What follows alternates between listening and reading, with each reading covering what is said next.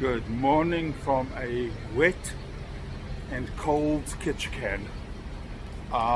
It's a small mining town on the coast of Alaska, which has become a very popular tourist destination. Destination for cruise ships, should I say. It's my ship behind me, and there's another one in front of us. As you can see, the weather is miserable. We got in at about 7 this morning, and we're leaving at 12:30. At 10 o'clock, I've booked a trolley tour of the town and the surrounding areas. In the meantime, I'm just walking around, taking a look, and also at the same time, my phone is uploading the day three video, the Tracy Fjord video. So I might stop in a coffee shop or something like that if there is one. In the meantime, I've been walking under this shelter here that's about to run out, so I'm going to put the phone away for a while so that it doesn't get wet. Today, Ketchikan is the salmon capital of the world, producing more salmon than any other location apparently. Again, the town is very quaint.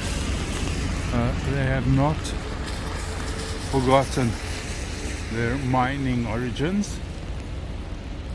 But as I said, today the economies are based on the salmon industry and tourism. Well, if this is summer, I'm not sure I'd want to be here in winter. As I said, salmon is big here, and they sell salmon in every which way, shape or form.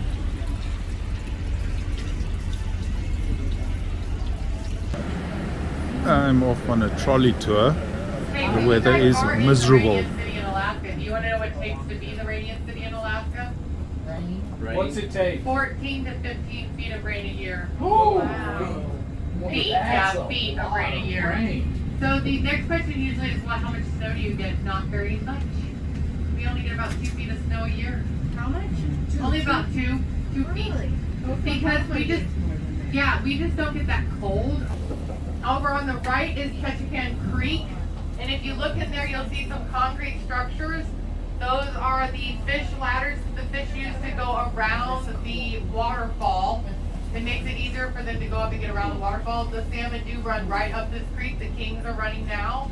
So if you get out later and you walk around Creek Street, you might see some kings running in there. This is Merry Man Trail. It's the back way into Creek Street. Creek Street used to be the red light district in Ketchikan, and so this was Merry Man Trail, which came in the back way. It used to be just a muddy path. Because where there is fish, there will be bear. You guys know how to remember the 5 kinds of salmon we get in Alaska, this area? You guys know? No. The commercial hatchery until 2013. It closed down in 2013 as a commercial hatchery. And some of you, I know it took a couple years to get here, and I'm glad you stuck it out. Some really nice houses here, delay in their travel plans. but they look kind of cold So and this damp. is a typical street in Ketchikan. Most of these people are in city water, propane. And as I was saying, that park backs up to the Totem Pole Heritage Center. Here's the entrance to the Totem Pole Heritage Center. There is a free shuttle that comes out here. They have some of the original totem poles in there. A lot of what you're going to see today are replicas. There is an original also, but they only last about 100 years. Use the ship adze, which is the big one that you can just see the handle of.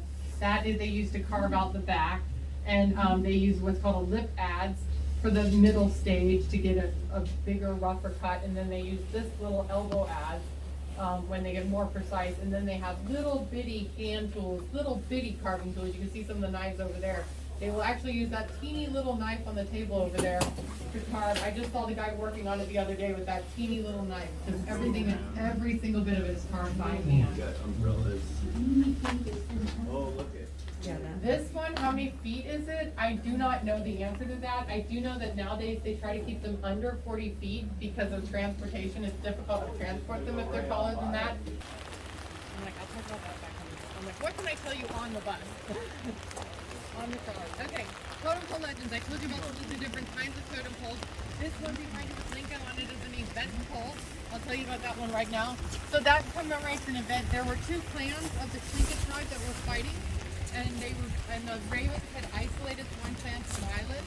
That it was kind of a stronghold. They were doing pretty good. The fact that they were isolated there, they were in a good place. But the problem is that where they were had no water and very little food, so they were starved. And they had their USS Revenue cutter was a ship that had set up a fort on another island, and the clan that the Ravens had isolated there, I think it's called the Congress clan, sent a scout out, and they realized that the cutter was there and that it had food and stuff, so they snuck out to the cutter, to the USS cutter in this little fort in the cover of darkness, and the soldiers off the USS cutter helped save them, fed them, and took care of them and everything, and then they started peace talks, and they ended up signing a peace treaty. This visit here is fascinating, but it is really coming down, which is making it a little bit trickier. Two totem poles here with ravens, and the motif carries on in the barn or shed behind. So for my first course tonight, I am having a crab cake. You can tell it's a crab cake because it's slowly moving sideways.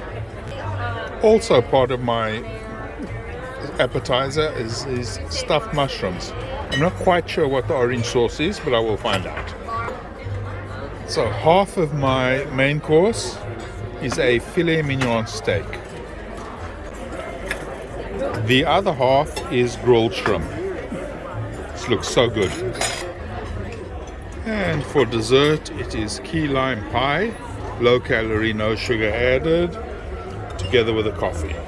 So, despite the weather, today was a really good day. Dinner was excellent. I had dinner with the same couple I ate with last night. Really nice people, as I said. Tomorrow morning, well, tomorrow during the day, we're at sea, and we get into Vancouver late afternoon. I've been talking to people, and apparently you get off the ship, we're only getting off the ship at 8:30, and we can be off till 12:30 or something like that. Now, if you look at the map, we are here. This is where we were today. This is where we were. We've come down here, and we're sailing down to Vancouver down there. So we're going to be sailing almost the entire day tomorrow, and then we get out in the evening. But people have been telling me there's not much to do or see in Vancouver at that time of day, and also that the dock area is a bit sketchy. So I might just not get off. Also, I got paged this afternoon. A few people got paged who are not Americans. Canadian authorities wanted more information about their visas and all sorts of stuff like that. So we'll see what it's like tomorrow. The good news for tomorrow is that it's supposed to be sunny and reasonable temperatures, which will be a first. And looking forward to my last full day on the cruise.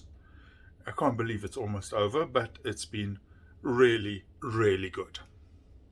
Once again, thank you for watching. I hope you enjoyed the videos. I hope you've been enjoying all my videos so far. And see you in the next episode.